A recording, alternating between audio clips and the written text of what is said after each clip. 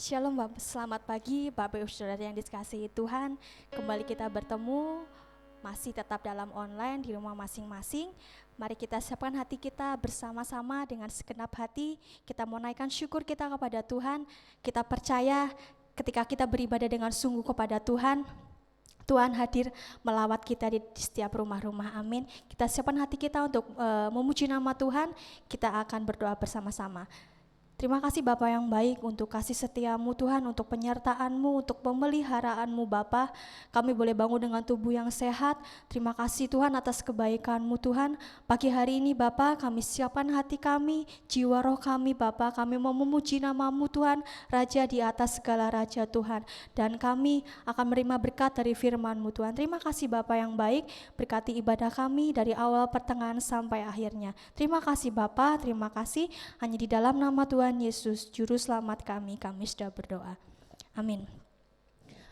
Meskipun situasi saat ini sedang tidak baik, tetapi kita mempunyai satu Allah, yaitu Yesus Kristus Tuhan. Dialah Allah kekuatan kita, amin. Kita angkat satu pujian yang berkata, meskipun musuh di depanku, rintangan menghadang langkahku.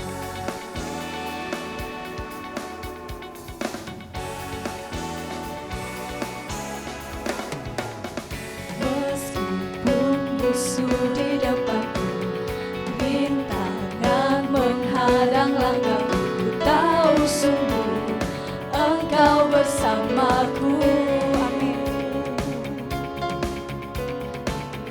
Beribu rebah di kiriku, berlaksa di sisi kananku. Ku tahu janji-Mu, Engkau bersamaku.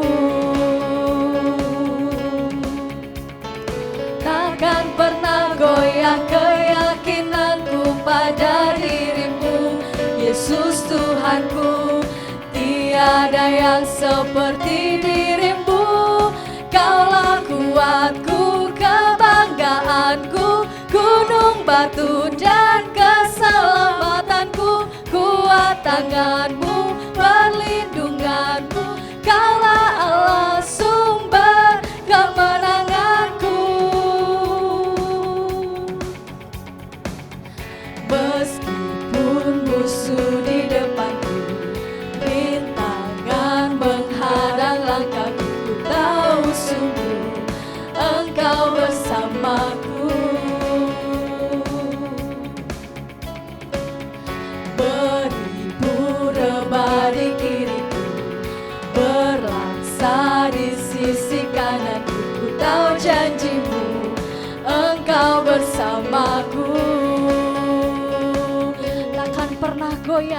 Takkan pernah goyah keyakinanku pada diri-Mu, Yesus Tuhanku. Tiada yang seperti diri-Mu, Kaulah kuatku, kebanggaanku, gunung batu dan keselamatanku. Kuat tangan-Mu, perlindunganku, Kaulah Allah sumber kemenanganku. Meskipun musuh di depanku, meskipun musuh di depanku, rintangan menghadang langkahku. Ku tahu sungguh Engkau bersamaku. Beribu rebah di kiriku, berlaksa di sisi kananku. Ku tahu janji-Mu, Engkau bersamaku. Takkan pernah goyah keyakinanku pada diri-Mu, Yesus Tuhanku. Tiada yang seperti diri-Mu, Kaulah kuatku, kebanggaanku, gunung batu dan keselamatanku. Kuat tangan-Mu, perlindunganku, Kaulah Allah sumber kemenangan. Kaulah kuatku, kebanggaanku, gunung batu dan keselamatanku. Kuat tangan-Mu, perlindunganku, Kaulah Allah sumber. Katakan Kaulah kuatku, Kaulah kuatku.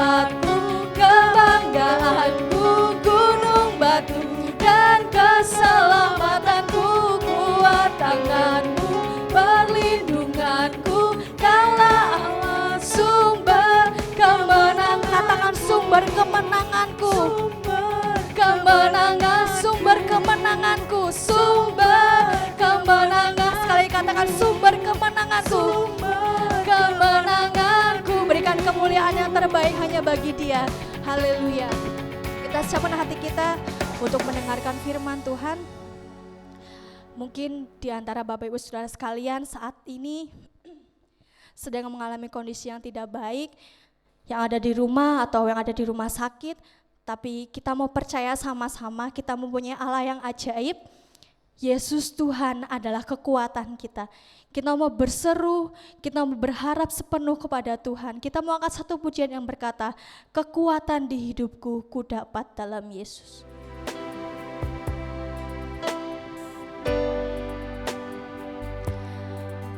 Kekuatan di hidupku ku dapat dalam Yesus. Dia Yesus yang tidak pernah meninggalkan kita. Dia tak pernah tinggalkanku, setia menopangku. Terima kasih Tuhan. Berseru, berharap dalam Yesus. Katakan kekuatan di hidupku.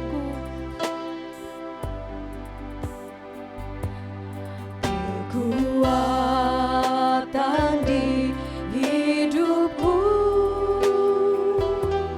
ku dapat dalam Yesus. Dia tak pernah tinggalkanku, setia menopangku. Berseru,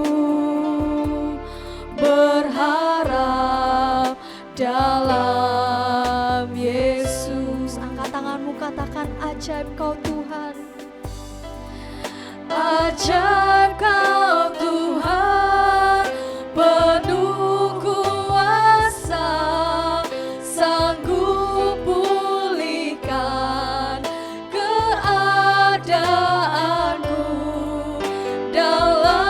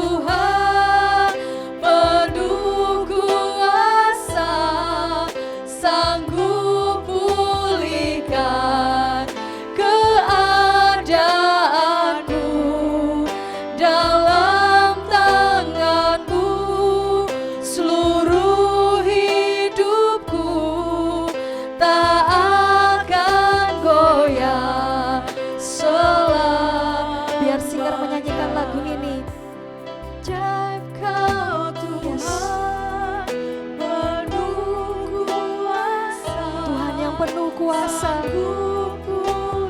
sanggup menyembuhkan, sanggup memulihkan keadaanmu. Dalam tangan-Mu seluruh hidupku tak akan goyah selamanya. Ajar Kau Tuhan penuh kuasa, sanggup pulihkan keadaanku. Dalam tangan-Mu seluruh hidupku tak akan goyah selamanya, tak akan goyah Katakan tak akan goyah, tak akan goyah selamanya.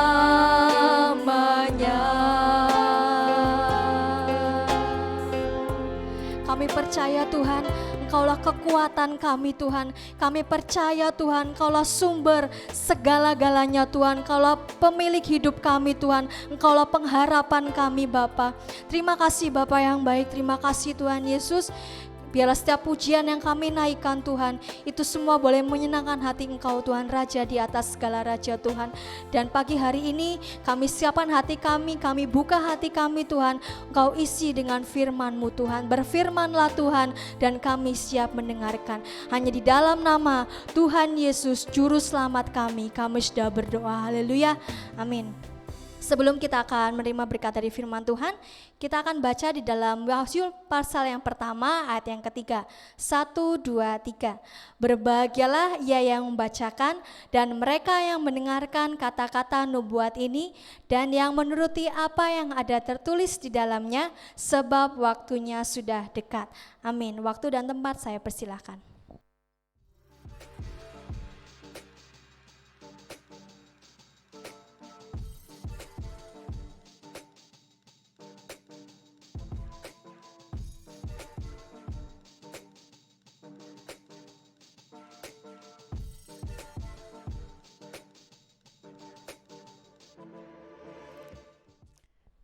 Salam, selamat pagi Bapak Ibu yang dikasihi Tuhan. Tetap semangat dan bersuka cita apapun keadaan yang sedang kita hadapi ya. Puji nama Tuhan. Karena Dia Bapa yang baik, Dia Allah yang penuh kasih. Haleluya. Segala sesuatu yang terjadi ada maksud-maksud yang indah daripada Allah kita. Puji Tuhan. Ya. Pagi hari ini kita kembali belajar akan firman Tuhan. Puji nama Tuhan.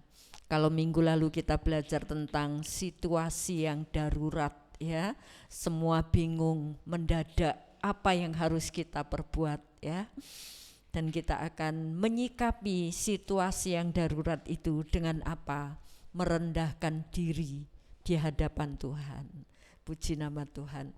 Mari kita akan terus belajar dengan situasi yang ini. Situasi yang menegangkan ini membuat kita merendahkan diri ya. Tidak ada gunanya ketika dalam situasi yang membuat kita sedih, menderita, kemudian kita cari siapa yang salah ini, siapa yang salah, tidak ada gunanya ya. Tapi marilah dalam keadaan ini kita mau merendahkan diri di hadapan Tuhan.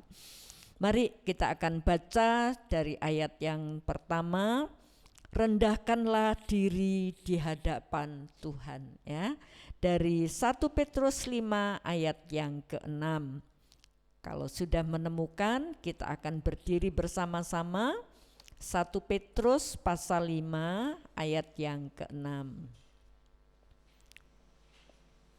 Kita akan berdiri dan membaca bersama-sama ayat ini. 1, 2, 3. Karena itu rendahkanlah dirimu di bawah tangan Tuhan yang kuat, supaya kamu ditinggikannya pada waktunya. Amin. Haleluya. Petrus menyurati sidang jemaat yang mula-mula orang percaya kepada Tuhan. Petrus mengingatkan, ayo walaupun menderita ya, mereka dari gereja awal itu mereka menderita, dianiaya, disiksa dan lain sebagainya ya, tetapi Petrus mengatakan, satu kali kelak kalau Gembala Agung itu datang ya, maka dia akan menyediakan mahkota. Bahkan ketika penderitaan itu datang, Petrus menyarankan, rendahkanlah dirimu ya, di hadapan, di bawah tangan Tuhan yang kuat. Haleluya. Nah, seorang anak kecil, saudaraku, ketika mereka dimarahi orang tua karena sebuah kesalahan ya, mungkin melakukan hal-hal yang salah sehingga berakibat fatal, dimarahi. Apa yang reaksi dari anak kecil itu? Ketika anak kecil itu lari, nggak mau ketemu orang tuanya, maka makin jauh lah hubungannya. Tapi ketika anak kecil itu datang kepada mama atau papanya minta maaf, ya saya salah ma ya, dia merendahkan diri, dia membawa dirinya untuk di bawah tangan orang tuanya, walaupun orang tuanya marah ya, tapi dia datang, maka orang tuanya akan mengelus kembali ya, orang tuanya akan memeluknya kembali ya, karena kemarahan orang tuanya bukan karena membenci, tapi karena mengasihi. Puji Tuhan. Nah, saudaraku, mungkin, haleluya, mungkin bisa dipahami ya, seorang ketika menghadapi masa-masa yang darurat, situasi yang menderita, efek yang ditimbulkan itu apa? Marah, geram ya, kok begini, kok begitu gitu ya.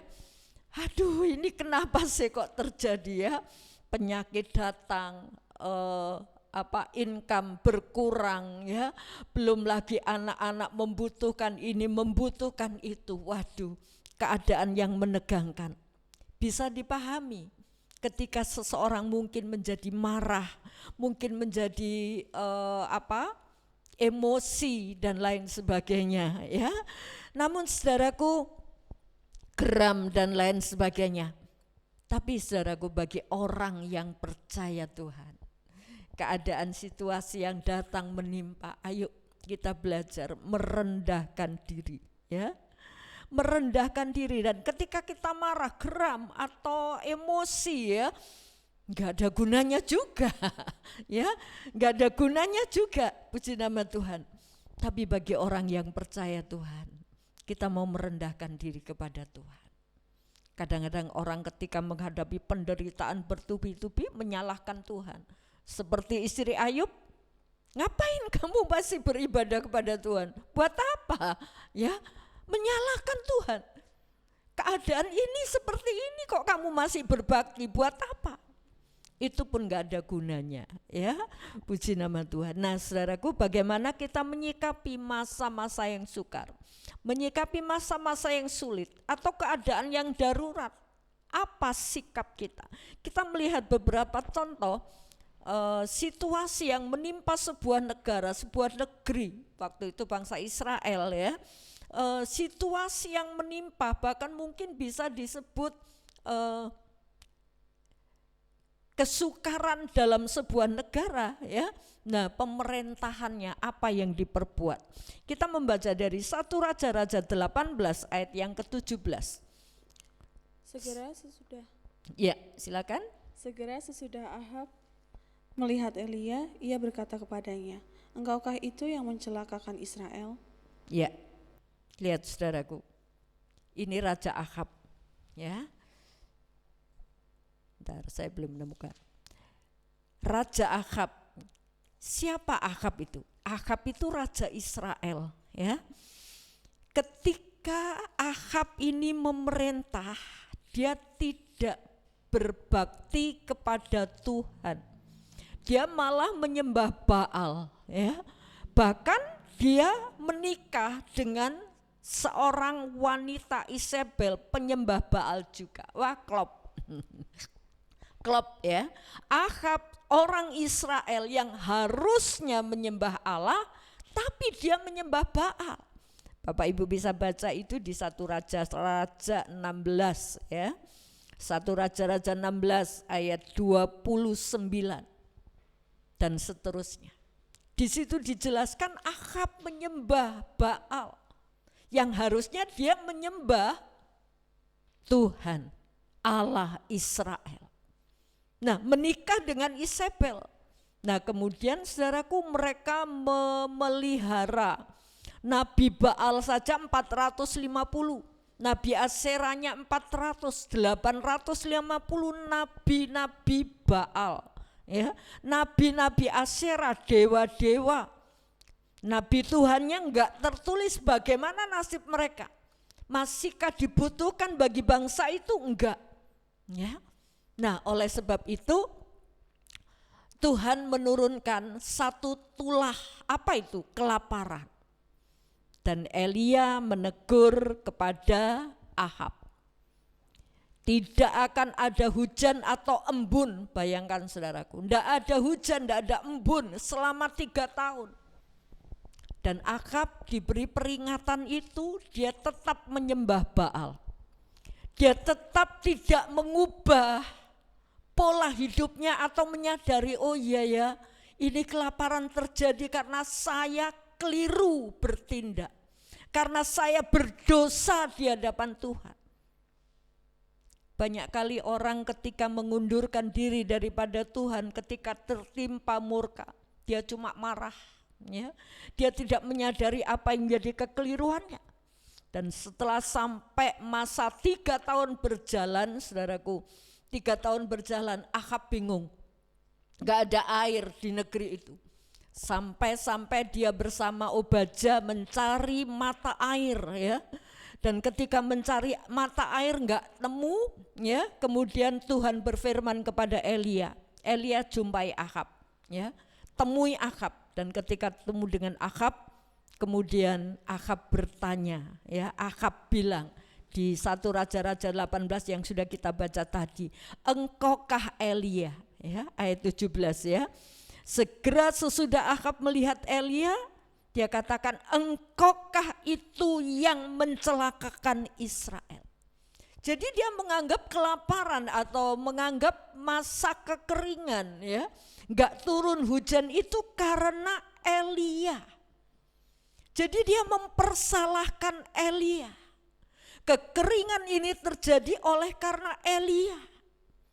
Nah, saudaraku, enggak ada gunanya dia mempersalahkan Elia, karena dia menganggap gara-gara kowe, gara-gara kamu Nabi Elia mengatakan tidak akan ada hujan, ternyata tidak ada hujan.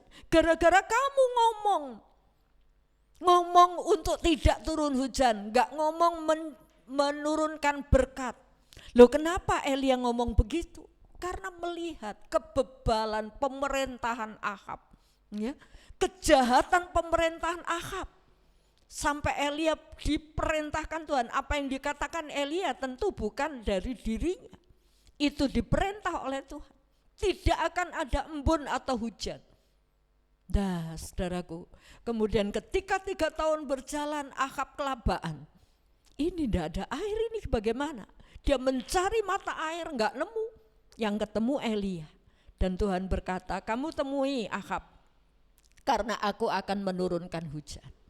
Nah, tapi tidak begitu langsung, saudaraku, untuk ketika sudah ketemu Elia, kemudian turun hujan, enggak, haleluya. Kekeringan itu terjadi menimpa seluruh negeri, ya. Mungkin saat ini kesukaran itu terjadi menimpa negeri kita. Enggak ada salahnya, enggak ada gunanya kita mencari kamu yang salah, tidak ada gunanya. Tapi yang penting, saudaraku, kita mau nyadari, Tuhan, aku mau dekat kepadamu. Aku enggak mau jauh daripadamu, ya. Puji Tuhan. Nah, ketika kekeringan ini menimpa negeri Israel, haleluya. Dan itu tidak akan bisa terselesaikan dengan menyalahkan Elia. Ahab tidak akan pernah bisa mendapat hujan dengan mempersalahkan Elia. Harusnya Ahab itu merendahkan diri di hadapan Tuhan, tapi ini tidak dilakukan. Tapi Tuhan penuh dengan belas kasihan. Karena efeknya itu seluruh negeri, bukan cuma Ahab. Seluruh negeri. Kekeringan itu menimpa seluruh negeri. Haleluya. Puji Tuhan. Dan akhirnya saudaraku, apa yang dilakukan oleh Elia? Ayo bawa sini nabi-nabimu itu, ya. Nabi Baalmu itu kumpulkan dengan saya, ketemu dengan saya, ya. Ada nabi Baalnya 450. Nabi Aseranya 400. Tapi yang menemui Ahab nabi Baal itu 450. Ayo sekarang Elia menyatakan, kalau memang Baal itu Allah, sembah dia. Tapi kalau Allah itu Allah, Allah Israel itu adalah Allah, kenapa mesti nyembah Baal? Ya. Terus kemudian adu, membuktikan kalau memang Baal itu Allah, maka korbanmu akan diterima. Kalau memang Baal itu Allah. Ya, jadi tanding 450 nabi Baal mempersembahkan korban. Ternyata persembahan mereka tidak disulut api dari langit. Tapi begitu dihapus korban dari nabi-nabi Baal ini, diganti korbannya Elia. Bahkan Elia membuat mezbah itu, di atas mezbah di sekelilingnya disiram air. Logikanya barang-barang yang basah kena air gak akan pernah mudah disulut api. Tapi begitu disiram air, Elia berdoa, Tuhan buktikan bahwa Engkau Allah. Dan segera api turun dari langit membakar korbannya Elia. Sekarang Elia bisa membuktikan Allah kita Allah yang besar. Bawa kemari 450 nabi disembelih, dibunuh. Haleluya. Saudaraku, setelah nabi-nabi Baal ini dibunuh, dimusnahkan, Elia berkata kepada Ahab, kamu cepat pulang, hujan mau turun. Mari kita baca ayat itu dari 1 Raja-Raja 18 ayat yang ke-40, 41 dan 45. Silakan. Kata Elia kepada mereka, tangkaplah nabi-nabi Baal itu, seorang pun dari mereka tidak boleh luput. Setelah ditangkap, Elia membawa mereka ke sungai Kison dan menyembelih mereka di sana. Kemudian berkatalah Elia kepada Ahab, pergilah, makanlah dan minumlah, sebab bunyi derau hujan sudah kedengaran. 45. Maka dalam sekejap mata langit menjadi kelam oleh awan badai. Lalu turunlah hujan yang lebat. Ahab naik kereta lalu pergi ke Yisrael. Ya, lihat saudaraku, ketika Nabi Baal penyebab penghalang berkatnya Tuhan itu dimusnahkan, maka Elia berkata, pulang, cepat kamu pulang, makanlah, minumlah. Sebentar lagi hujan akan turun. Hujan turun ternyata setelah dosa itu dibereskan. Setelah dosa diselesaikan, hujan itu diturunkan oleh Tuhan. Haleluya. Jadi setelah Nabi Baal itu disembelih, maka Tuhan menurunkan hujan. Ini solusi, saudaraku. Merendahkan diri di hadapan Tuhan, mengakui kesalahan, bahkan membuang segala perintah-perintah. Jadi dalam masa situasi yang sulit ini, yang sukar ini, ya, semua orang takut menghadapi pandemi COVID ini. Jangan marah sama Tuhan, jangan marah sama nabi-nabi Tuhan kayak Elia, kayak Ahab. Ya. Tapi baiklah kita merendahkan diri di hadapan Tuhan. Membuka diri apa yang menjadi kesalahan, apa yang menjadi dosa, sadarkan kami Tuhan. Haleluya. Dan ketika kita menyelesaikannya, dengan mudahnya Allah menurunkan hujan.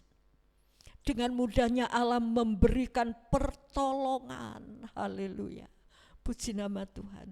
Ini saudaraku, menyikapi keadaan yang sukar ini, jangan mempersalahkan siapapun. Mungkin mempersalahkan orang-orang yang menegur kita. Oh, gara-gara kamu menubuatkan, mengatakan hal yang tidak baik terjadilah. Seperti Ahab mempersalahkan Elia. Tujuan Tuhan supaya Ahab sadar, berbalik kepada Tuhan. Dan biarlah saat seperti ini saudaraku, kita mau datang, Tuhan aku mau dekat dengan Engkau. Kita mau sadar, aku gak bisa jauh. Apapun yang saudara miliki saat ini gak akan bisa menolong. Haleluya. Puji Tuhan. Kekayaan, kemuliaan, jabatan tinggi ya, gak akan pernah bisa menolong kalau sudah terpapar virus ini. Puji Tuhan. Dan yang kedua, kita melihat Raja Israel juga ya. 2 Raja-Raja 6 ayat 33. Selagi ia berbicara dengan mereka, datanglah raja mendapatkan dia. Berkatalah raja kepadanya, sesungguhnya malapetaka ini adalah daripada Tuhan. Mengapakah aku berharap kepada Tuhan lagi? Ya, saudaraku, terjadi kelaparan. Di sini disebutkan Raja Israel. Enggak disebutkan jelas siapa Raja Israel waktu itu. Bisa jadi ini Yoram ya. Atau penafsir juga menyebutkan kalau enggak Yoahas ya. Mungkin juga Yoram. Nah, dia marah. Terjadi kesukaran di negerinya, bala masa kelaparan yang begitu dahsyat. Sampai terjadi kanibalisme. Seorang ibu tega menyembelih anaknya untuk dimakan. Sampai seperti itu kelaparan terjadi di negeri Israel. Dan Raja Israel ketika dilapori oleh seorang ibu mengatakan, Raja tolonglah saya, tolong saya ya. Dia lapor kepada Raja, ada temanku yang nakalan ya, curang. Kami berdua, 2 orang wanita, masing-masing punya anak, berunding. Hari ini karena tidak punya apa-apa, aku akan menyembelih anakku, kita makan berdua. Besok ganti anakmu.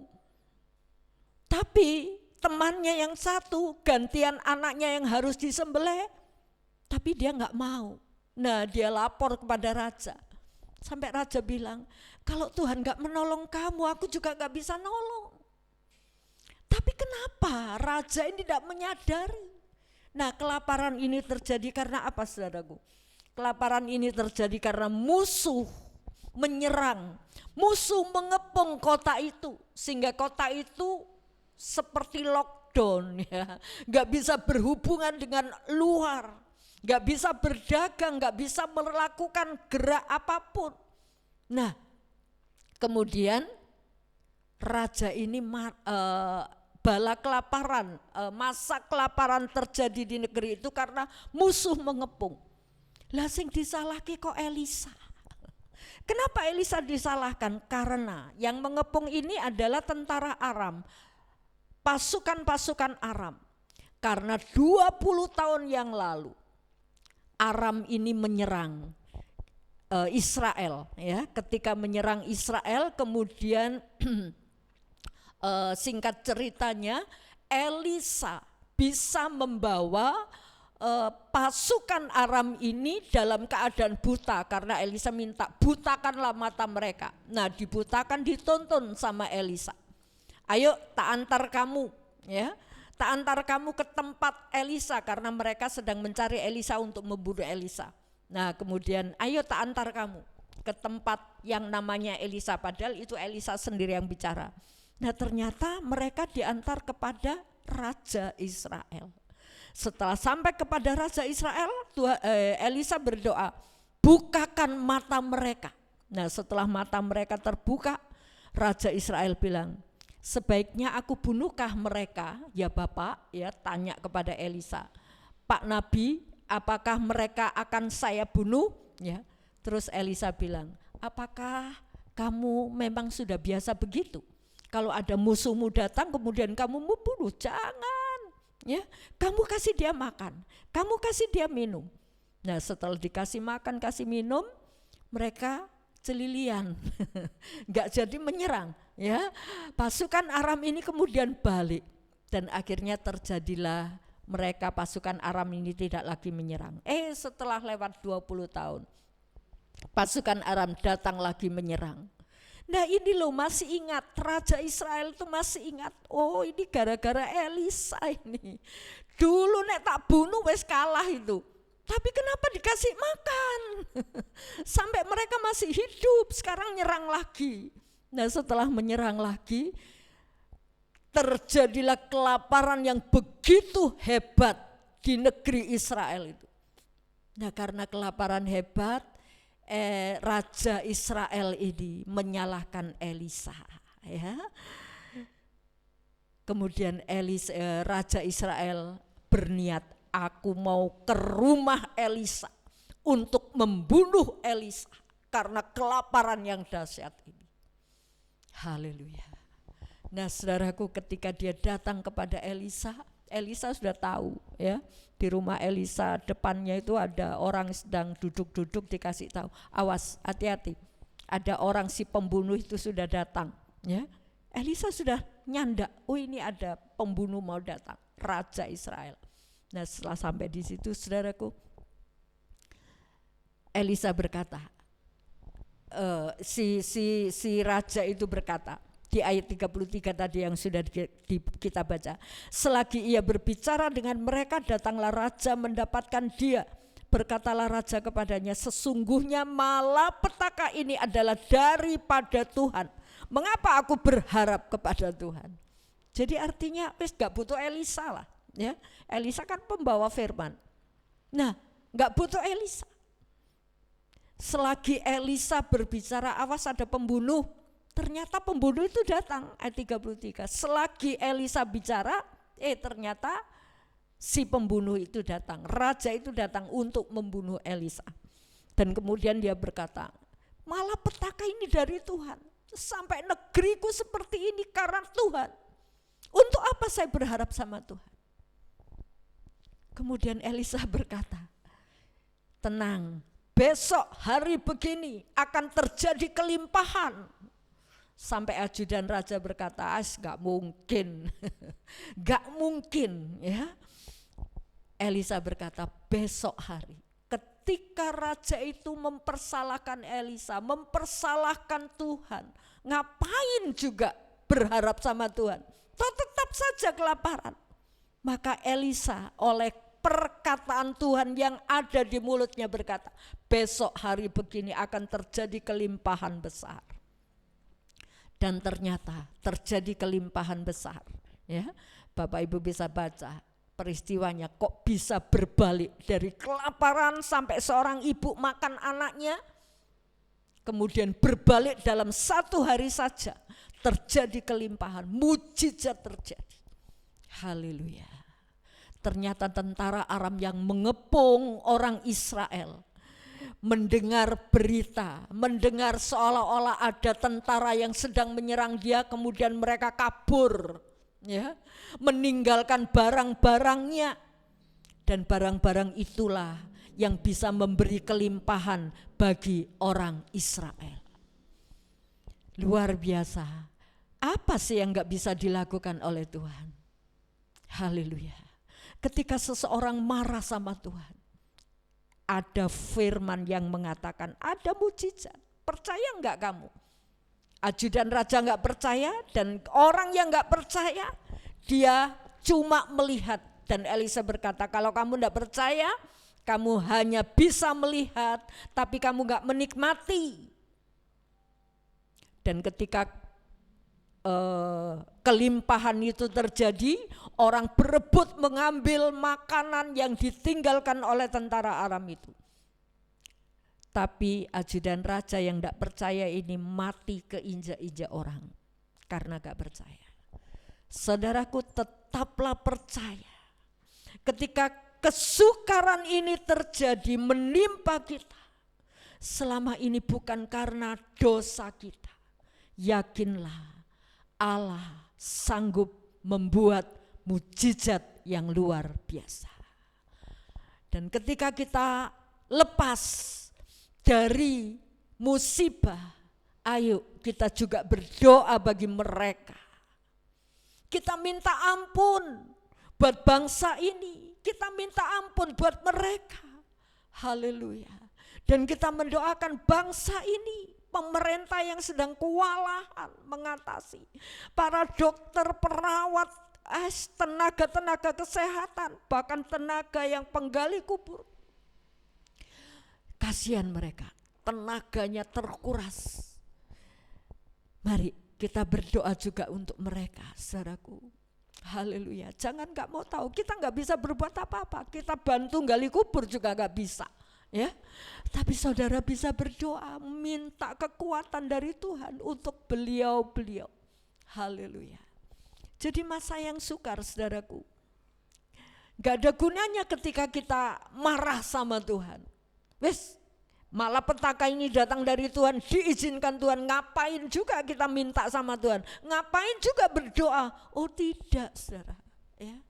Tapi kita merendahkan diri dan memohon pertolongan Tuhan. Haleluya. Sekarang kita akan melihat contoh yang ketiga, ini Daud. Ini sikap yang benar ketika kita menghadapi masa yang sukar. 2 Samuel pasal 24 ayat 13 dan 14. Kemudian datanglah Gad kepada Daud, memberitahukan kepadanya dengan berkata kepadanya, akan datangkah menimpa engkau 3 tahun kelaparan di negerimu, atau maukah engkau melarikan diri 3 bulan lamanya dari hadapan lawanmu, sedang mereka itu mengejar engkau? Atau akan adakah 3 hari penyakit sampar di negerimu? Maka sekarang pikirkanlah dan timbanglah, jawab apa yang harus kusampaikan kepada yang mengutus aku. Lalu berkatalah Daud kepada Gad, sangat susah hatiku, biarlah kiranya kita jatuh ke dalam tangan Tuhan. Sebab besar kasih sayangnya, tetapi janganlah aku jatuh ke dalam tangan manusia. Ya, ini sikap yang benar. Haleluya. Ketika Tuhan mau menghukum negeri Israel yang waktu itu diperintah oleh Daud. Kenapa? Karena Daud menghitung bangsa Israel jumlahnya berapa. Supaya apa? Dia, waduh, rakyatku besar. Rakyatku besar. Nah, setelah menghitung, Daud berdebar-debar. Melakukan sesuatu yang tidak diperintahkan Tuhan, seperti Daud, mendatangkan malapetaka. Satu saat ketika zaman Musa, Tuhan juga perintahkan hitung masyarakat yang ada. Disuruh dihitung, enggak apa-apa. Tapi saat ini Daud tidak disuruh menghitung. Dia menghitung. Mungkin itu untuk membanggakan, wah rakyatku banyak ya. Dan akhirnya terjadilah rencana Tuhan untuk menghukum. Tuhan bicara kepada seorang Nabi Gad. Nabi Gad ini bukan nabi yang besar ya, seperti Elia mungkin ya, Samuel mungkin ya. Nah, bukan, tapi nabi kecil. Dan ketika Nabi Gad ini berkata diperintah oleh Tuhan, pergi temui Daud. Karena ada ayat 12, pergilah ketahuilah katakanlah kepada Daud, beginilah firman Tuhan, 3 perkara kuhadapkan kepadamu, pilihlah salah satu. Nah, kemudian Gad ini datang. Tuan Raja, firman Tuhan mengatakan, karena salahmu, dosamu ya, maka Tuhan akan menurunkan malapetaka buat bangsa ini. Apa itu? Ada 3 pilihan. Apa saudaraku? Akan terjadi menimpa engkau 3 tahun kelaparan. Pilih ya, 3 tahun kelaparan. Kemudian 3 bulan engkau lari dikejar-kejar musuh. Dan yang ketiga, 3 hari masa penyakit sampar ya, 3 hari penyakit sampar. Dia suruh milih. Kira-kira enak pilih mana saudaraku? Pilih yang mana? Daud bingung dan Daud berkata ayat 14, sungguh susah hatiku, biarlah kiranya kita jatuh ke dalam tangan Tuhan. Ini loh, tadi seperti saya ilustrasikan ketika anak kecil dimarahi, wes gak apa-apa lah, aku datang aja kepada mama, datang aja kepada papa, karena memang saya salah. Ini Daud, aku sedih ya. Saya mau datang, biarlah aku jatuh ke dalam tangan Allah yang kuat. Dan akhirnya Tuhan memberi pilihan. Ya wis, kamu tidak bisa milih, aku yang milihkan. 3 hari sampar. Sampar itu apa saudaraku? Sampar itu semacam pes, penyakit pes ya. Bakteri yang ditimbulkan oleh binatang.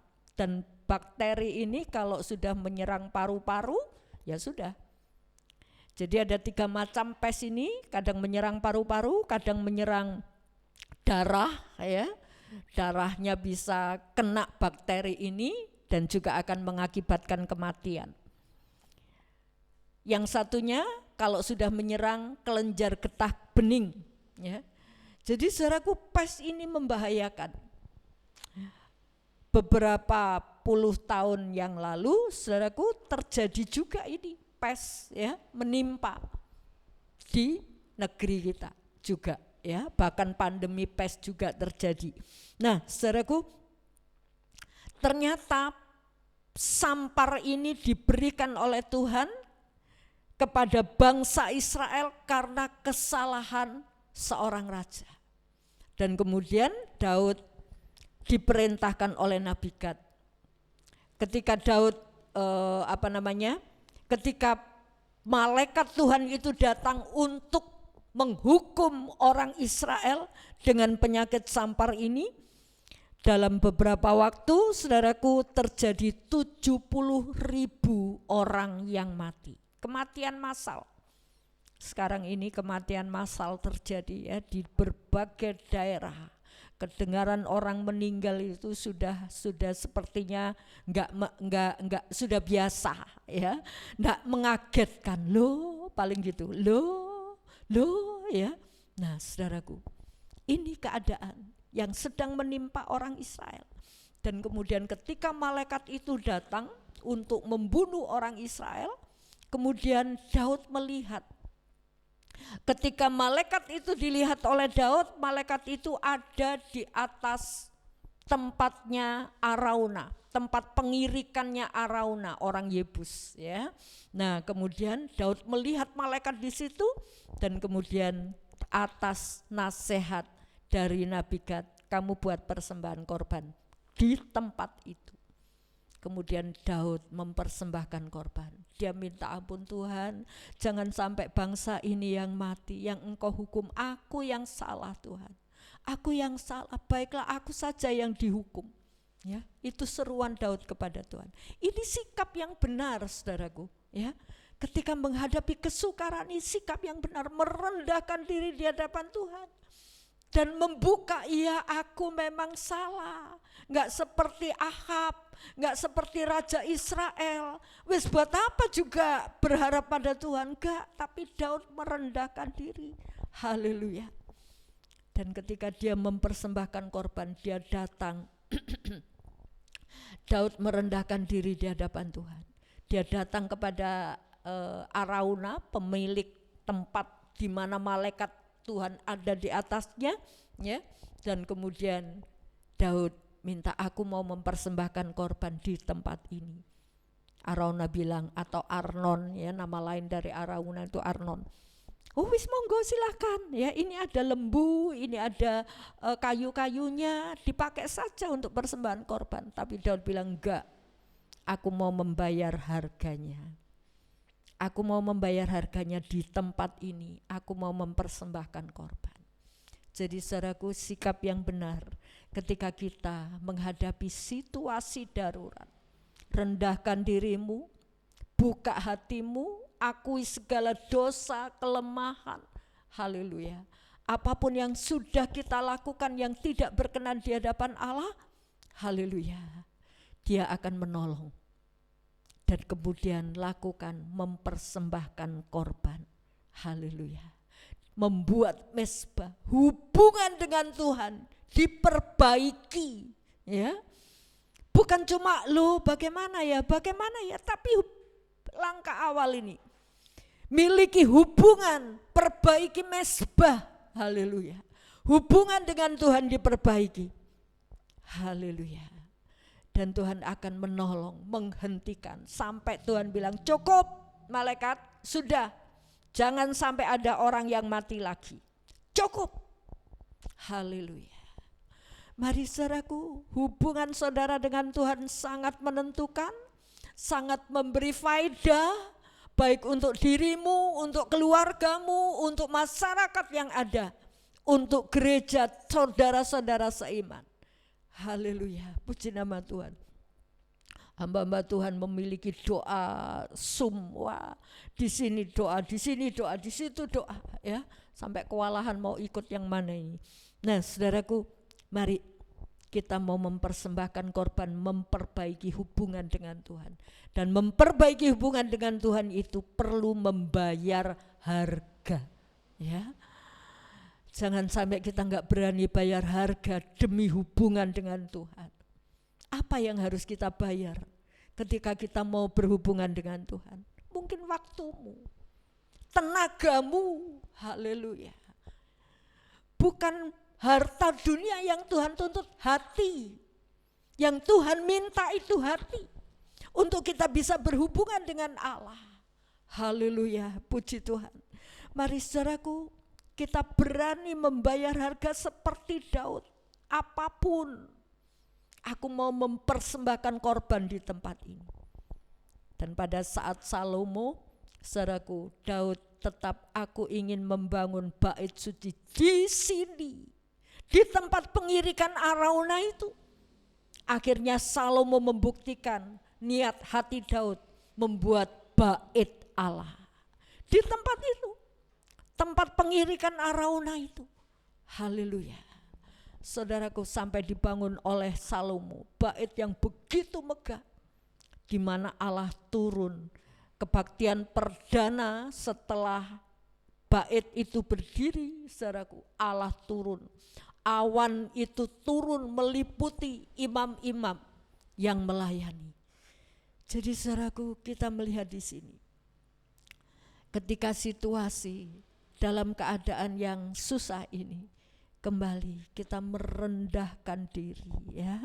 Jangan marah sama Tuhan, jangan marah dengan situasi, bingung bagaimana cari pertolongan, itu memang perlu. Tapi langkah pertama kita mau merendahkan diri. Kita mau datang kepada Tuhan, jalin hubungan dengan Tuhan. Beranilah untuk membayar harga sampai saudara mendapat hubungan dengan Allah yang sesungguhnya itu mahal harganya. Namun banyak orang mengabaikan. Lebih-lebih ketika PPKM terjadi, di mana ibadah-ibadah online di mana-mana, bahkan gereja dibatasi, saudaraku, untuk yang hadir. Wah, ini jangan sampai hal ini membuat kita senang, ya. Tapi ini menjadi satu keprihatinan. Haleluya. Supaya kita bisa memiliki hubungan dengan Allah. Sekalipun dibatasi, saudara bisa berdoa di rumah. Jalin hubungan dengan Tuhan. Ada waktu untuk melakukan tugas dan tanggung jawab, tapi adakan waktu untuk bersekutu dengan Tuhan. Karena Allah penuh kasih. Haleluya. Selemah apapun kita, ketika kita rindu, Dia akan mendekap kita. Mendekatlah kepada Allah, maka Ia akan mendekat kepadamu. Dia tidak akan pernah lari ketika kita kejar. Haleluya. Kalau saudara mengejar rezeki, belum tentu mendapat. Tapi ketika kita mengejar Allah, mendekat kepada Allah, Dia akan mendekat kepada kita. Kita minta dibarui hati kita, batin kita, roh kita, supaya kita memiliki kerinduan untuk dekat dengan Allah. Kita berdiri bersama-sama. Dia Allah yang baik. Saat kita mendekat kepada Tuhan, Dia juga mendekat kepada kita. Kita minta barui hatiku Tuhan, untuk kami memiliki kerinduan mendekat kepadamu. Engkau Allah yang penuh kasih. Engkau Allah yang tidak pernah ingin kami binasa. Haleluya.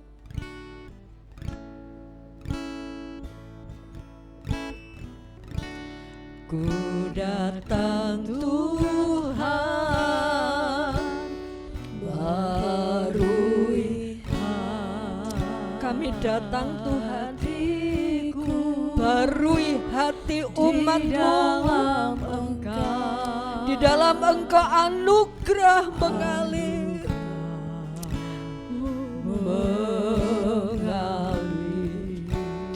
Ku tahu Tuhan,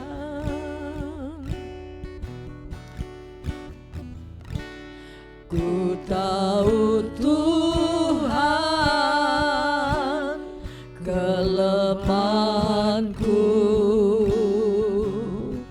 ini akan terhapus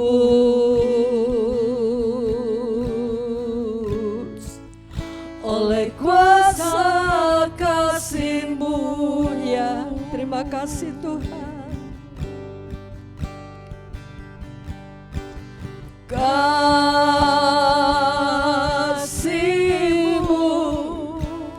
melingkupi hidup. Kami butuh Engkau Tuhan. Bawaku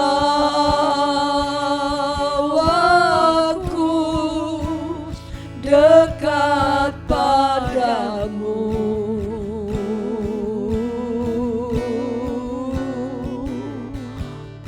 Ku kan terbang, bawa kami Tuhan, bagaikan raja, bawa kami terbang tinggi,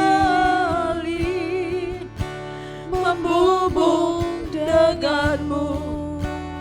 Roh-Mu pimpinku oleh kuasa kasih-Mu. Katakan sekali lagi, ku datang Tuhan. Ku datang Tuhan, barui hatiku. Di dalam Engkau anugerah mengalir. Amin. Kami percaya anugerah-Mu Tuhan. Ku tahu Tuhan, kelemahanku ini akan terhapus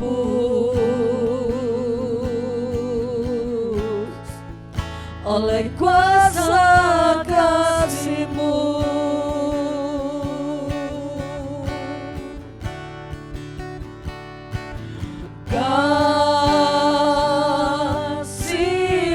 Kasih-Mu Tuhan melingkupi, kasih-Mu tak terbatas.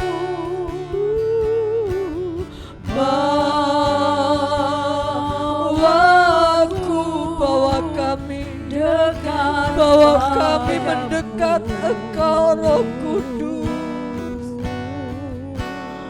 Oh, ku kan terbang, ya, bagaikan raja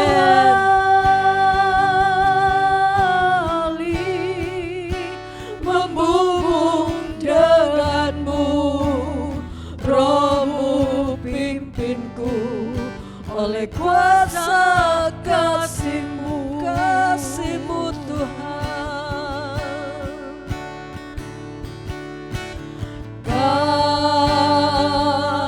Kasih-Mu melingkupi, ya Tuhan. Ampuni kami Tuhan.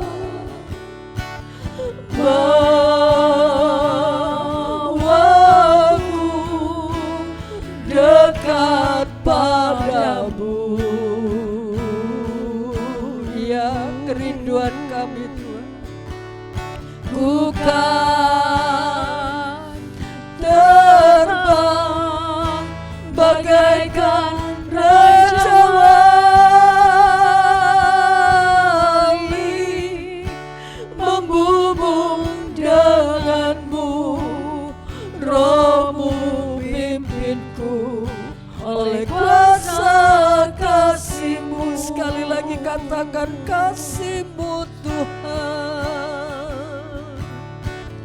Kasih-Mu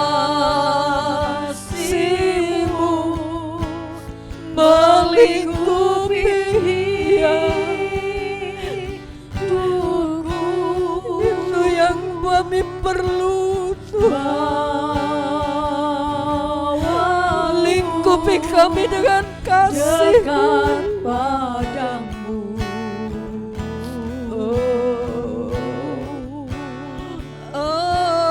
Aku kan kami mau bagaikan terbang membubung denganmu, Rohmu pimpinku oleh kuasa kasih-Mu. Haleluya,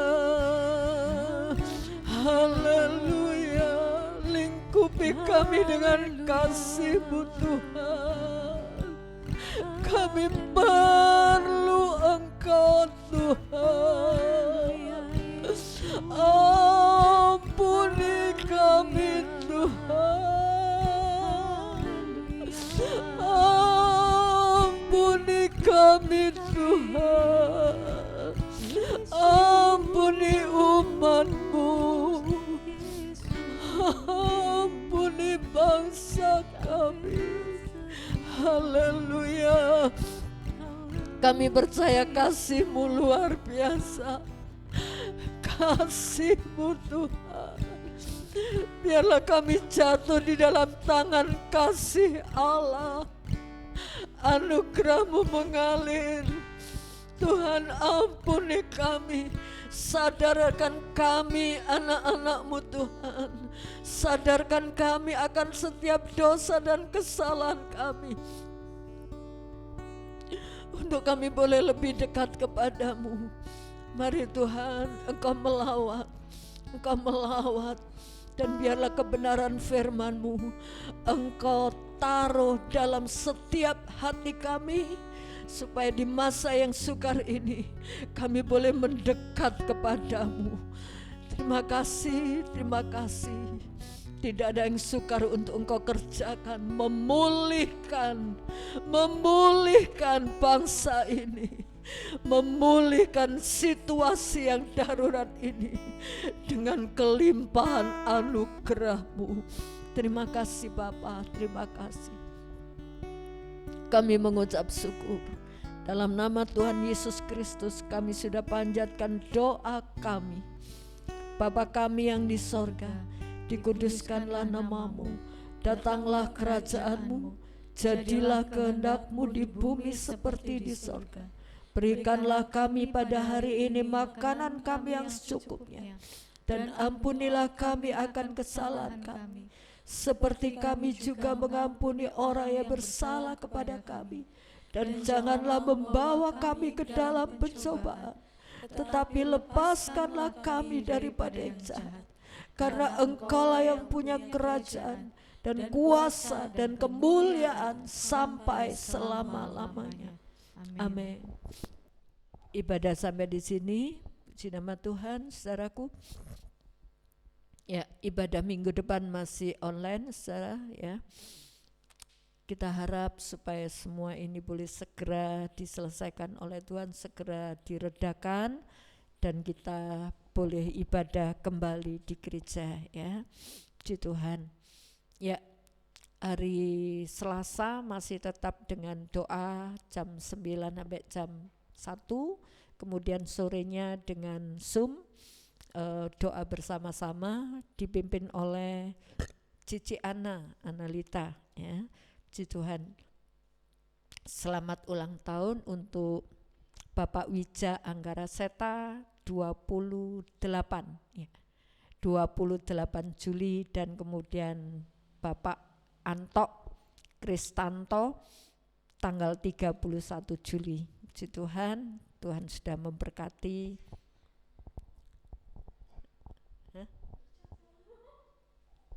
Oh, minggu depan. Oh ya, oke. Minggu depan perjamuan online ya, kita perjamuan online seperti biasa ya. Walaupun ibadah di rumah, tetap kita adakan perjamuan kudus. Firman Tuhan bilang jangan lalai merayakan Paskah ya. Jadi tetap ibadah perjamuan kudus, puji Tuhan.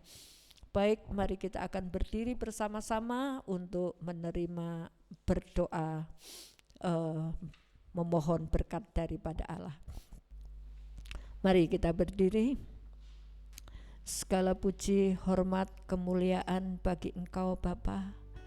Kami mengucap syukur Engkau masih memperdengarkan suara-Mu bagi kami. Biarlah di situasi yang sulit ini kami tetap merendahkan diri di hadapan-Mu. Kami mau membawa hidup kami di bawah tangan Allah yang penuh kasih anugerah itu. Terima kasih Bapa, kami berdoa untuk saudara-saudara kami yang sedang mungkin saat ini terbaring di tempat tidur, saat ini sedang sakit di rumah sakit. Tuhan lawat saudara-saudara kami ini. Kami berdoa untuk Bapak Sono, kami berdoa untuk Bapak Rusmanto, untuk Saudari Asih, untuk Bu Narwan. Tuhan, kami berdoa juga untuk Ibu Jen. Kami berdoa juga untuk anak-anak baik Leonel, Kemi maupun Ben. Tuhan, kami bawa mereka semua di hadapan-Mu di dalam nama Tuhan Yesus yang penuh kasih anugerah. Tuhan, Engkau menjamah melindungi anak-anak-Mu, menyembuhkan dengan kuasa-Mu. Tidak ada yang mustahil bagi Engkau Tuhan. Terima kasih Engkau sembuhkan dari segala penyakit virus COVID ini Tuhan. Bahkan Kau buat negatif segala PCR yang sedang dikerjakannya. Terima kasih Bapa, terima kasih. Kami berdoa untuk saudara kami, baik Bapak Wija, Anggara Seta, juga Bapak Kristanto. Tuhan memberkati dengan kasih anugerah-Mu untuk lebih dekat kepada Tuhan. Masa-masa yang sukar ini Tuhan, kami mau mendekat kepada-Mu karena kami tahu kedatangan-Mu tidak lama lagi. Terima kasih Bapa, kami mengucap syukur. Tuhan, sebentar kami akan kembali ke rumah kami masing-masing, dalam kegiatan kami masing-masing. Engkau memberkati kami. Bapak Ibu Saudaraku yang kekasih, pulanglah dengan damai sejahtera dari Allah Bapa, cinta kasih dari Tuhan Yesus Kristus, persekutuan dengan Roh Kudus, dan kiranya berkat jasmani terlebih berkat rohani Tuhan limpahkan dalam kehidupan saudara, baik dalam usaha pekerjaan, dalam pendidikan anak-anak di sekolah, dalam berumah tangga, dalam bermasyarakat. Tuhan, pakai kami menjadi alat-Mu. Terima kasih Bapa, setiap tangan-tangan yang sudah berbuat bagi pekerjaan Tuhan yang ada, Tuhan kembalikan 100 kali ganda sesuai dengan janji-Mu. Terima kasih Bapa, Engkau melawat yang sakit Tuhan jamah dan sembuhkan, yang susah Tuhan hiburkan, yang lemah Tuhan kuatkan, yang berbeban berat Tuhan angkat dan memberi kelegaan. Terima kasih Bapa, kami pulang dengan penuh sukacita ilahi mengalir dalam kehidupan kami. Mulai hari ini sampai selama-lamanya Tuhan Yesus datang kembali. Dalam nama Tuhan Yesus Kristus, Juru Selamat kami sudah berdoa. Amin. Curahkanlah kuasa-Mu Tuhan, mujizat terjadi di tempat ini. Di tempat saudara ada mujizat. Curahkanlah kuasa-Mu Tuhan, mujizat terjadi sekarang ini. Selamat pagi, Tuhan memberkati, tetap semangat. Haleluya.